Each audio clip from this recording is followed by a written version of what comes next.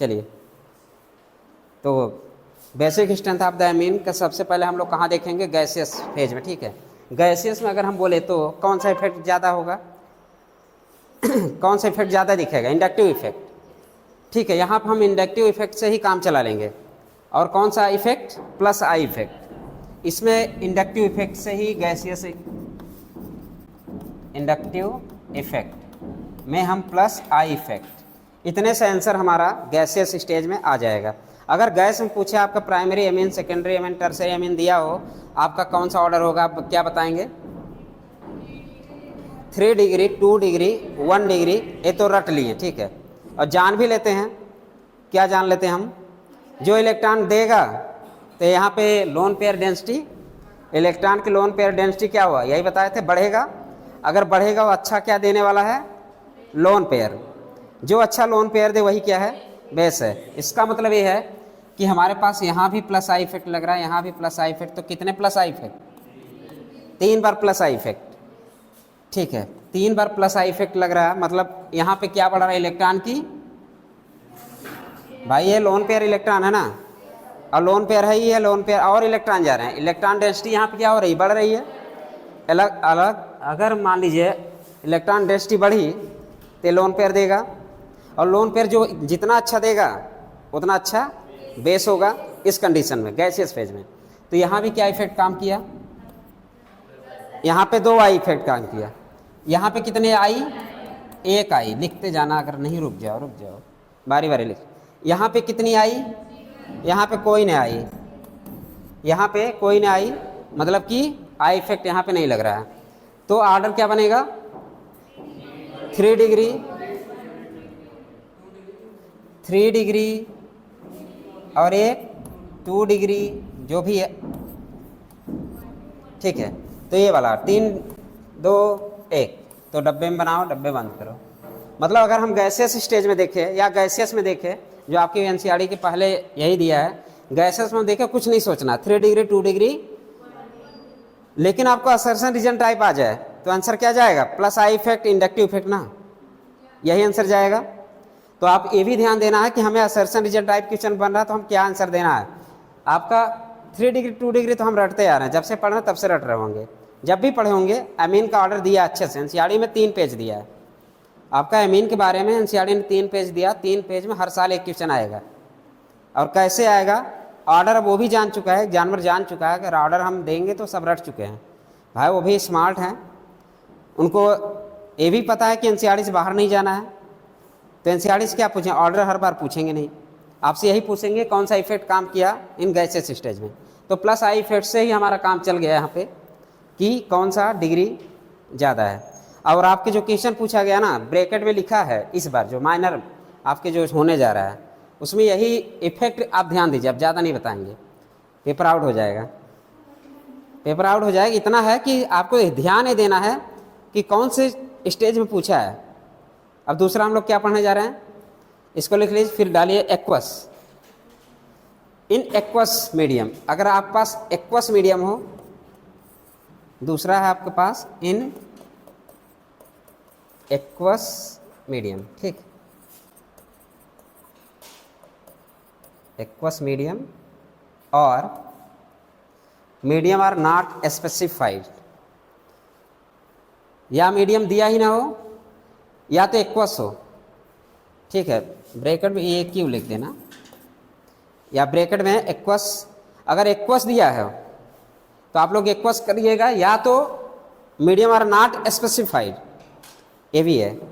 तो आप लोग पहले चलिए लिख लीजिए, इसमें 3 कंडीशन डेवलप होंगे, तीनों लिख लीजिए। हो गया, ऊपर वाला लिख लिया आप लोग, लिख लीजिए तब फिर।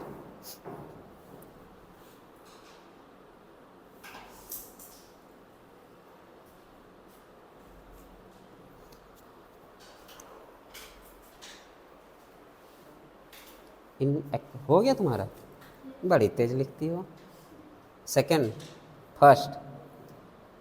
फर्स्ट तुम ही हो, मतलब सेकंड वाले ब्रांच, लास्ट सेकंड, पहले स्टूडेंट तुम हो गया, सब लिख लिए। चलिए, इन एक्वस मीडियम, ये भी लिख लिए। इन एक्वस मीडियम, AQUOUS, ठीक। In aqueous medium basic strength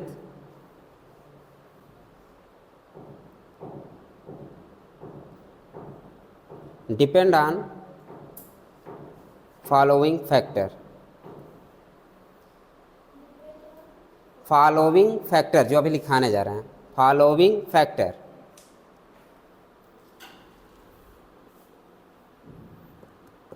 हो गया फॉलोइंग फैक्टर।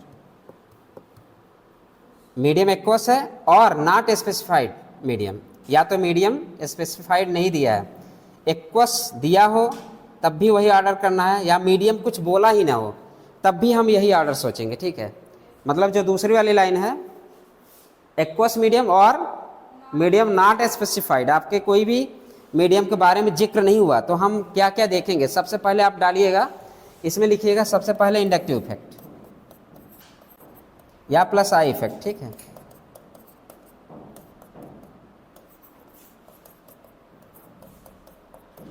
हमारा मतलब पहला जो कंडीशन वन, ये लिख लीजिए वनली इंडक्टिव इफेक्ट, पहला हो जाएगा वनली इंडक्टिव इफेक्ट। दूसरा लिखिए साल्वेशन, दूसरा लिखिए solvation. Basic strength directly proportional plus I effect, आपको पता है लिखवाना पड़ेगा नहीं ना, तब बस इंडक्टिव लिख के छोड़ दिया हूँ, प्लस आई इफेक्ट ब्रैकेट में कर दीजिएगा। दूसरा क्या लिखे आप लोग, साल्वेशन, ब्रैकेट में लिखिए basic strength directly proportional to solvation, ऐसे भी लिख सकते हैं, basic strength directly proportional to solvent.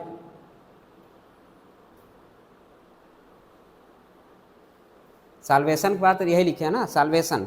पहला हो गया इंडक्टिव इफेक्ट, दूसरा हो गया साल्वेशन। साल्वेशन में क्या है, डायरेक्टली प्रोपोर्शनल टू, और साल्वेशन नीचे ब्रैकेट में लिखे एच बॉन्डिंग, बस इतना लिखे। साल्वेशन में भाई साल्वेशन हो रहा सोल्यूशन है, एक्वस है, एक्वस है तो H2O है, तो H2O में क्या होगा, हाइड्रोजन बॉन्डिंग होगी। हाइड्रोजन बॉन्डिंग जिसकी ज़्यादा होगी वही बेस ज़्यादा होगा, क्योंकि साल्वेशन ज़्यादा होगा। जहाँ साल्वेशन ज़्यादा होगी उसकी स्टेबिलिटी ज़्यादा होगी, उसकी स्टेबिलिटी ज़्यादा होगी तो उसकी बेसिक स्ट्रेंथ, कंजुगेटेड एसिड की अगर स्ट्रेंथ ज़्यादा है, कंजुगेटेड एसिड की स्ट्रेंथ ज़्यादा होगी तो फिर बेसिक स्ट्रेंथ क्या है, उसके डायरेक्टली प्रोपोर्शनल है। मतलब सॉल्वेंट भी हमारा क्या है, चौथा ये दो हो गया। तीसरा लिखिए स्टेरिक हिंड्रेंस, तीसरा लिखिए स्टेरिक हिंड्रेंस, ये आपके एनसीईआरटी की लाइन है। तीसरा स्टेरिक हिंड्रेंस। स्टेरिक हिंड्रेंस आपको पता है कब बढ़ता है, जब आर ग्रुप ज़्यादा बढ़ने लगे तो स्टेरिक हिंड्रेंस बढ़ने लगेगी, जिसमें रिपल्सन वाली चीज़ें आती होंगी। तो स्टेरिक हिंड्रेंस आपके एनसीईआरटी में लिखा है, हम लोग बारी बारी तीनों का डिस्कस करते हैं। तीनों में तीनों तरह की क्या मिलेगा आपको, ऑर्डर मिलेगा। ठीक है, तो हमारा पहला ऑर्डर क्या होगा, इंडक्टिव इफेक्ट। इंडक्टिव इफेक्ट चलते हैं हम लोग इसी में देख लेते हैं। Inductive effect means plus I effect. अब ये पता है basic strength directly proportional two plus I effect. जो एच आयन दे कि एच आयन ले,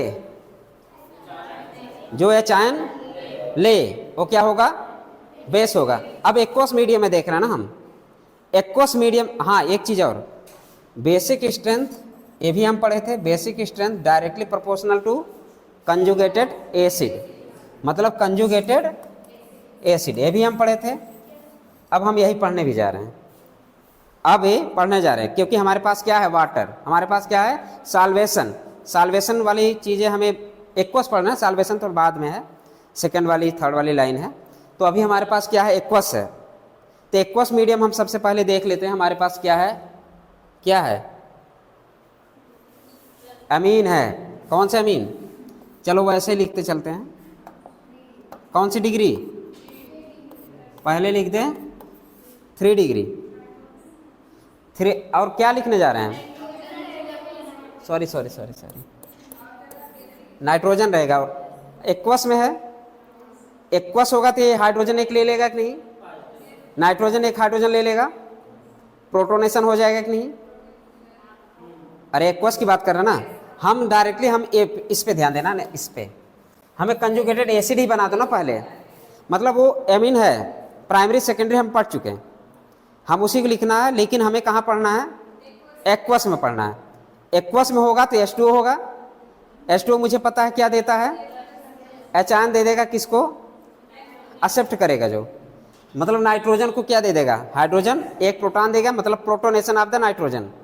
तो यहाँ पे प्रोटोनेशन ऑफ द टर्सरी अमीन, तो चेक करा दो प्रोटोनेशन।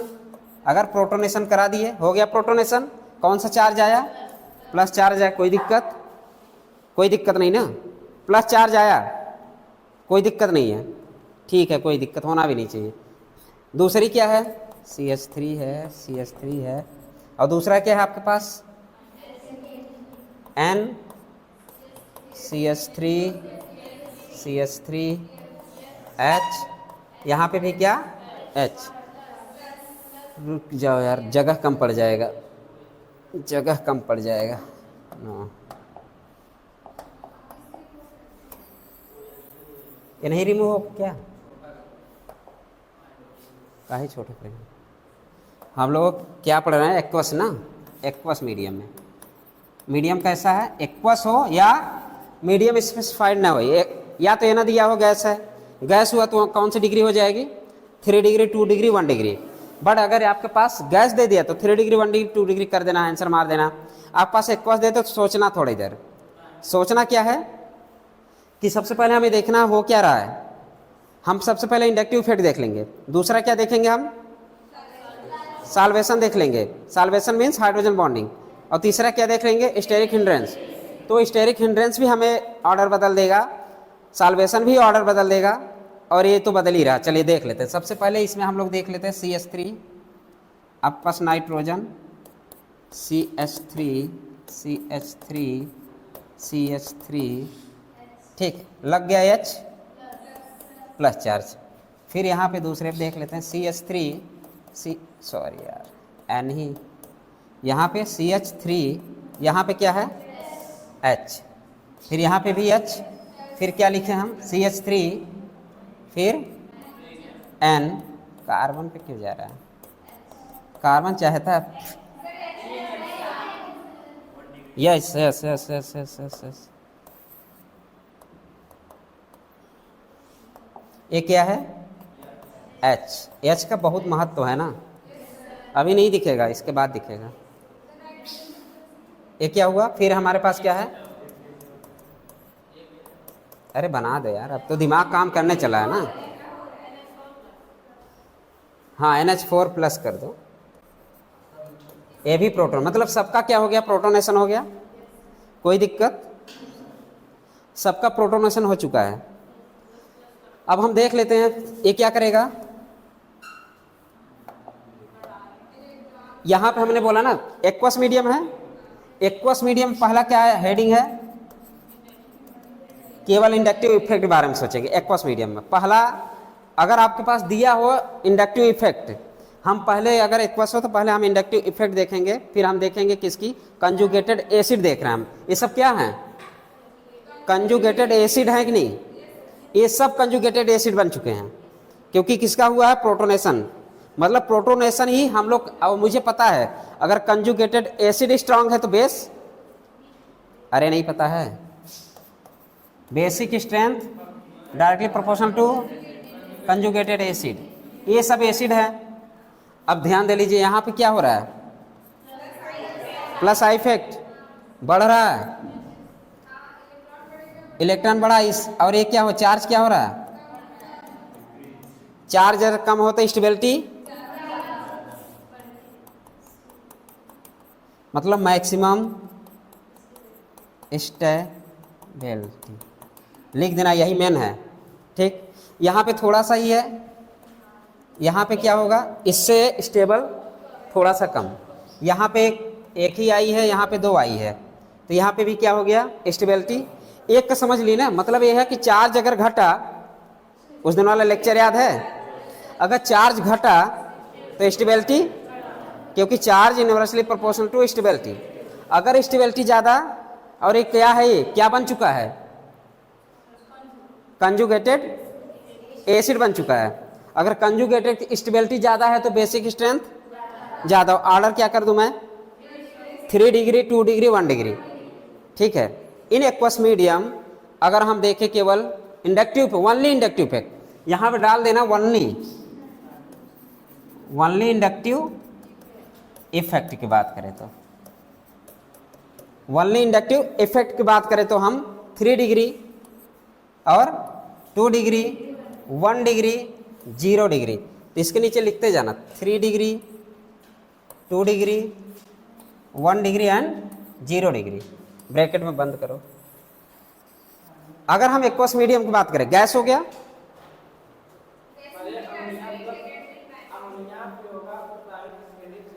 तुम्हारे अनुसार ना, मेरे अनुसार यही है, तुम्हें एनसीईआरटी पढ़ना ध्यान से, इसलिए तो मैं पढ़ा रहा हूँ, आज आया हूँ पढ़ाने, नहीं तो आज ना पढ़ाता।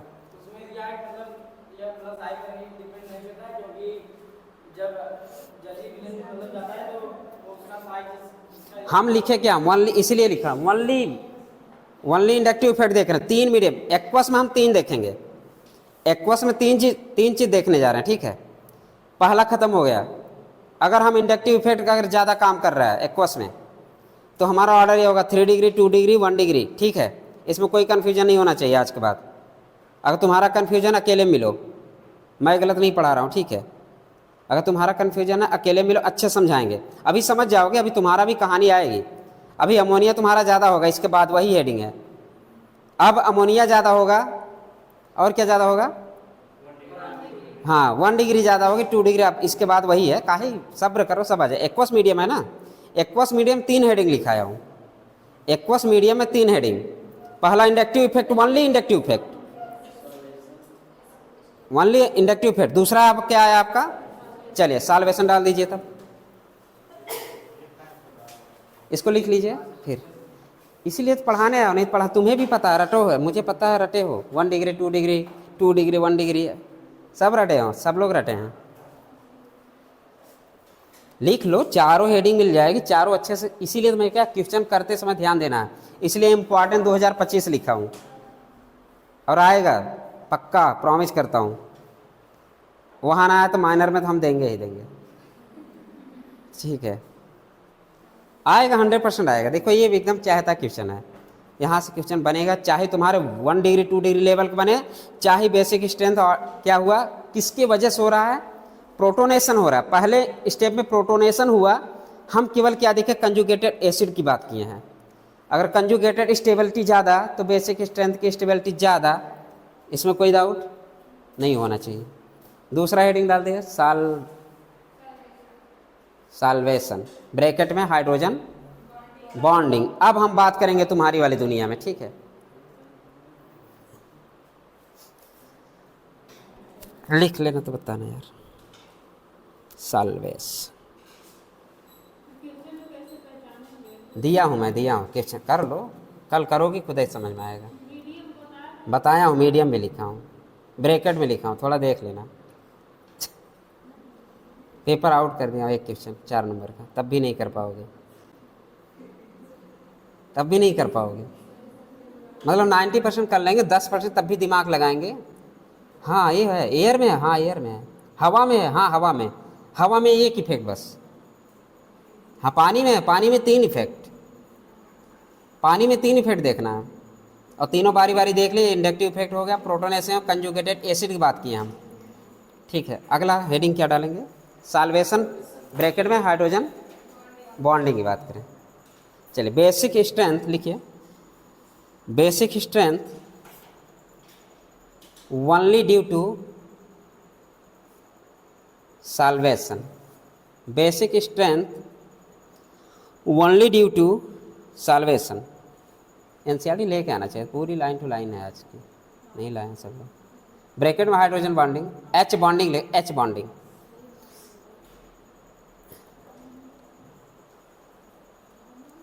स्टेबिलिटी ऑफ कंजुगेटेड एसिड भी यहाँ भी देखेंगे हम लोग, ठीक।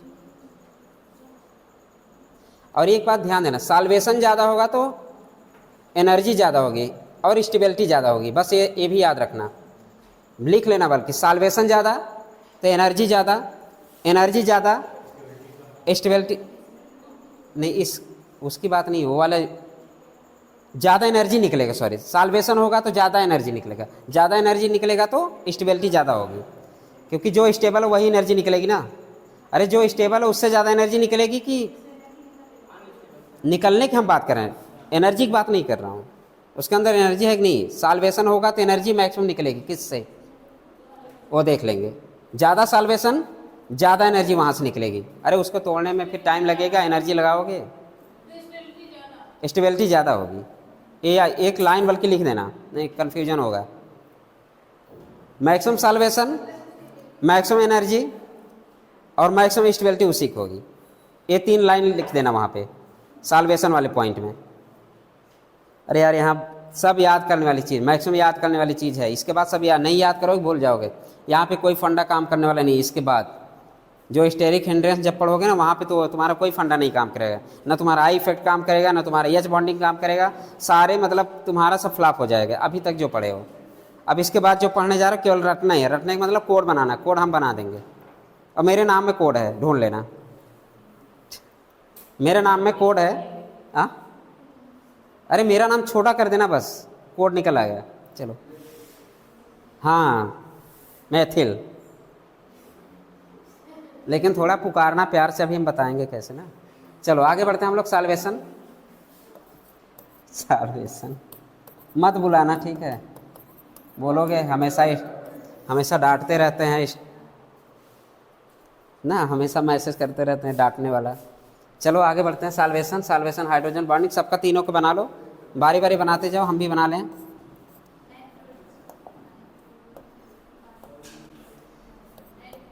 CH,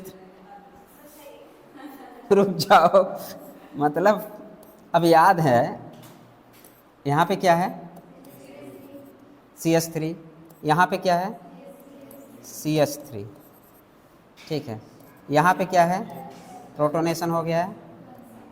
प्लस मत करो, ये प्लस यहाँ पे है, पहला लिख दो। यहाँ पे कुछ नहीं है। अरे क्या पता तुम लोग बिंदी लगा दो। दूसरा लिख दो, लिखते जाओ।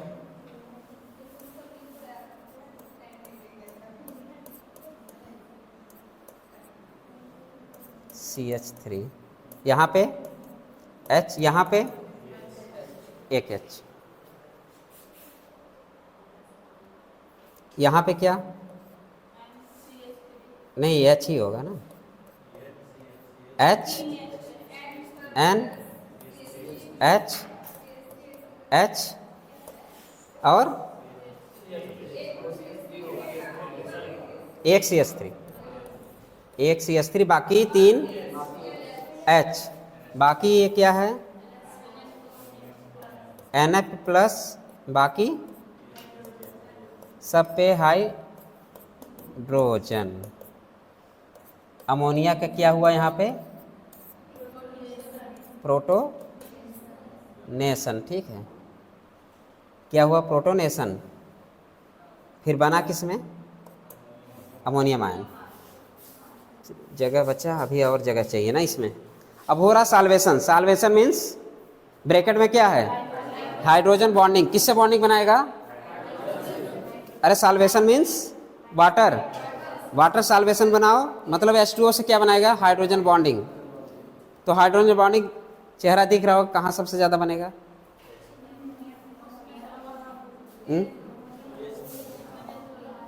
चलिए हाइड्रोजन बनेगा, ऑक्सीजन से बॉन्ड बनाएगा। यहाँ पे ऑक्सीजन लिख दे कोई दिक्कत, यहाँ पे H2 लिख दे कोई दिक्कत।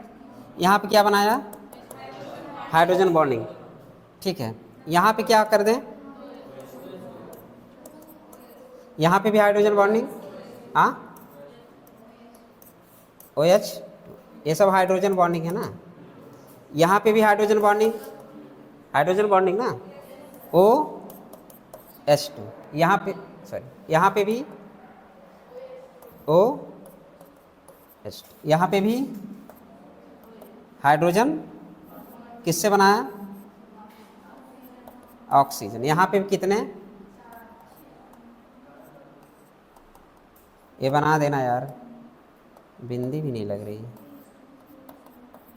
अगर कुछ H2O में टांग वांग कम टूटे तो क्या टांग तुम तोड़ देना, ठीक है।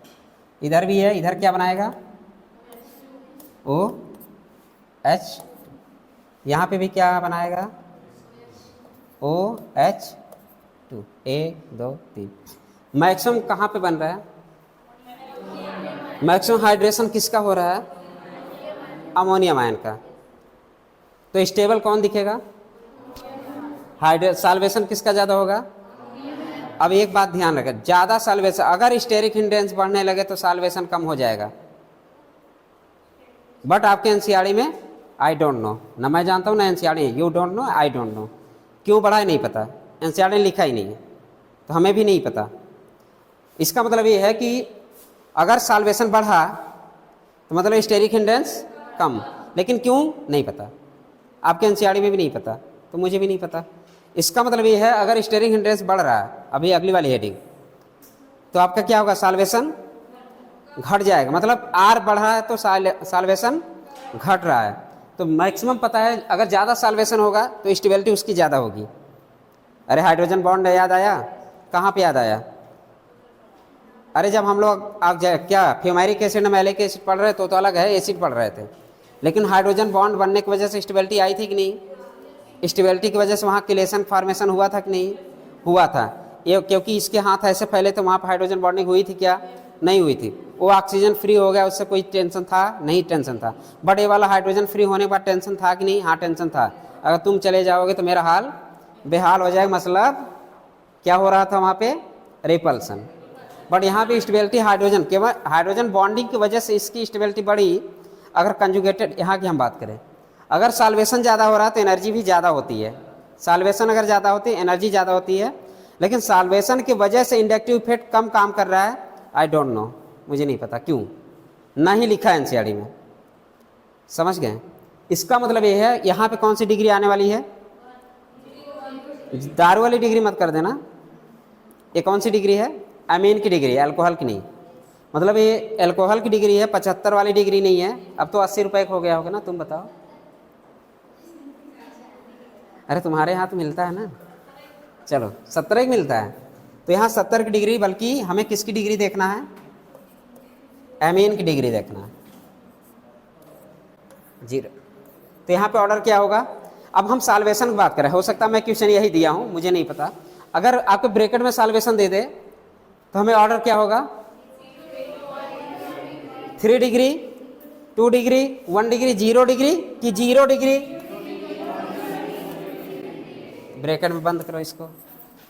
Due to solvation maximum stability इसकी होगी, क्योंकि हाइड्रोजन बॉन्ड कहाँ मैक्सिमम पाया जा रहा है, 4 हाइड्रोजन बॉन्ड, यहाँ पे कितना हाइड्रोजन बॉन्ड, 3 हाइड्रोजन बॉन्ड, यहाँ पे कितने हाइड्रोजन बॉन्ड, 2 हाइड्रोजन, यहाँ पे 1, जिसकी वजह से ऑर्डर क्या हो गया अभी इनकी। तो याद रखना, मतलब हम साल्वेशन में हम कितने चीज, 4-5 चीज़ों पर ध्यान देना। अब चलते हैं हम अगली हेडिंग, क्या हमारे पास, स्टेरिक हिंड्रेंस, लेकिन तुम्हारे पास एनसीईआरटी नहीं, एनसीईआरटी की लाइन एकदम सीधा लिखा है, मैं क्या लिखा है, मेथनामाइन जो स्टेरिक हिंड्रेंस होता है आपके एनसीईआरटी में लिखा है मेथनामाइन या एमीन, मैथिलेमीन, या लिखा है CH3 ग्रुप। CH3 ग्रुप के लिए, हाइड्रोजन के लिए स्टेरिक हिंड्रेंस लगभग 0 लिखा है, आपके एनसीईआरटी में लिखा है, एनसीईआरटी की लाइन है। आपका जो मेथिल ग्रुप है एनसीईआरटी नहीं है, अरे एकदम यही लाइन लिखा है, मतलब मेथिल एल्कोहल, सॉरी मेथिल जो होता है CH3, अगर बात करें एल्किल ग्रुप में CH3 की बात करें तो लगभग 0 के लिए स्टेरिक हिंड्रेंस आपके एनसीईआरटी ने लिखा है 0, बट कैसे लिखा नहीं पता, वो लिखा तो याद करना है, टेम्परेचर भी लिख दे तब भी हमें याद करना, क्योंकि हमें एनसीईआरटी से बाहर क्वेश्चन नहीं आएगा, लेकिन कुछ भी पूछ सकता है, तो कुछ भी पूछ सकता है, तो ये भी ऑर्डर नहीं, ऑर्डर तो रट लोगी मुझे पता है। पानी में 3 ऑर्डर, पानी में 3 ऑर्डर, 2 ऑर्डर क्लियर हो गया, 3 डिग्री, 2 डिग्री, 1 डिग्री, ओनली क्या देखे हम लोग, इंडक्टिव इफेक्ट। साल्वेशन की बात की तो हमारे पास अमोनिया मोर स्टेबल है, क्योंकि हाइड्रोजन बॉन्डिंग के वजह से ज़्यादा स्टेबल है, इसके वजह से कि ऑर्डर क्या होगी, 0 degree, 1 degree, 2 degree, 3 degree. Mainly पूरा ऑर्डर आपके यहाँ रटना ही है, इतना ध्यान दीजिएगा। अब जितना हम लोग रूल्स लगाते थे अब यहाँ फेल होने वाला, किस पे, अगली स्टेरिक हिंड्रेंस में, मतलब अब सारे रूल्स हमारे फेल हो जाएंगे, प्लस आई भी फेल हो जाएगा, माइनस आई भी फेल हो जाएगा, लगे या ना लगे। तो यहाँ पे हाइड्रोजन बॉन्डिंग भी फेल हो जाएगी, तो अगली हेडिंग डालिए steric hindrance. Steric hindrance NCERT की लाइन लिखाना था, तुम लोग रखे नहीं एनसीईआरटी, इंपॉर्टेंट लाइन थी, चलो मैं ही लिखा देता हूँ, एनसीईआरटी देख लेना, अंडरलाइन कर देना जाके। चलिए, due to steric hindrance, due to steric hindrance decrease inductive effect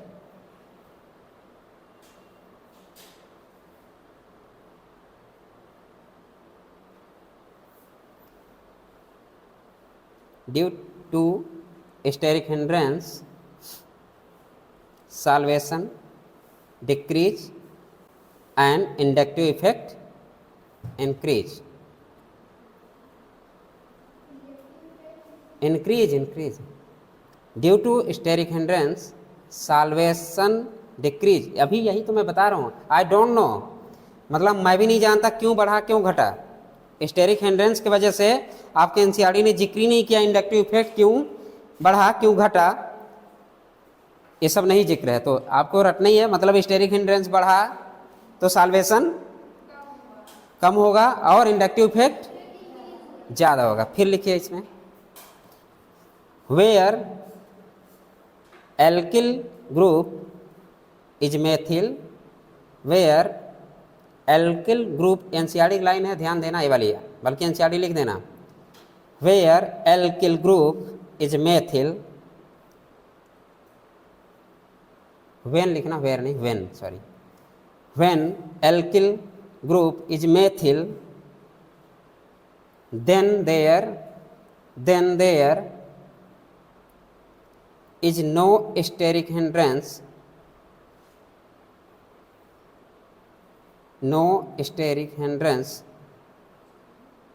to H bonding,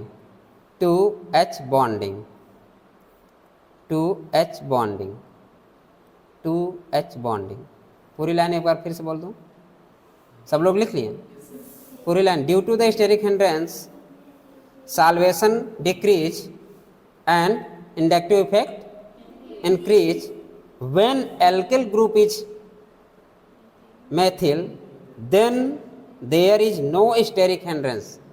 अगर एल्किल ग्रुप है तो स्टेरिक हिंड्रेंस नहीं है, किसके सापेक्ष में, to hydrogen H bonding, to H bonding. Methyl की बात हो रही, CH3। हम बोले ना मेरे नाम में ही ऑर्डर है, मेरे नाम में ही, हाँ हम बस मेथिल की बात की, एथिल बात मत करना। मैं लिखाने जा रहा हूँ, दोनों पढ़ने जा रहे हैं ना, डब्बा बनाओ, दोनों के लिए एक साथ लिखेंगे, बड़ा बड़ा रहने तो बना देते हैं। फिर वही लिखो, तीनों डिग्री लिखो,